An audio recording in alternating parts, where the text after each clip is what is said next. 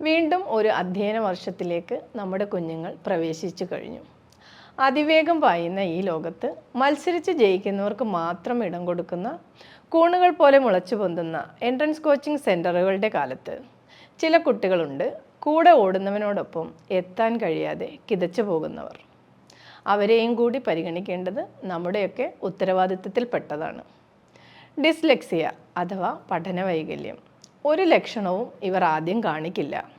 സാധാരണ കുട്ടികളെ പോലെ കളിയും ചിരിയും ഒക്കെയായി കഴിയുന്നുണ്ടാവും. എന്നാൽ പഠനത്തിൻ്റെ കാര്യം വരുമ്പോൾ പരിഭ്രാന്തരായി പോകുന്നവർ. കൂടിക്കുഴഞ്ഞു കിടക്കുന്ന കണക്കിൻ്റെ സങ്കീർണതകൾക്കിടയിൽ ഒരു ചോദ്യചിഹ്നമായി അവർ നിൽക്കും.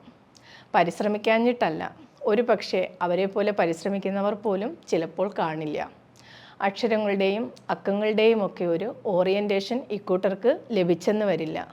വിദഗ്ധ പരിചരണത്തിലൂടെ, പ്രത്യേക പാഠ്യപദ്ധതികളിലൂടെ, മനഃശാസ്ത്ര വിദഗ്ധരുടെ സഹായത്തോടെ, കുടുംബാംഗങ്ങളുടെ പരിരക്ഷയിലൂടെ അവരെ സമൂഹത്തിൻ്റെ മുഖ്യധാരയിലേക്ക് കൈപിടിച്ചേർത്താൻ നമുക്ക് സാധിക്കും.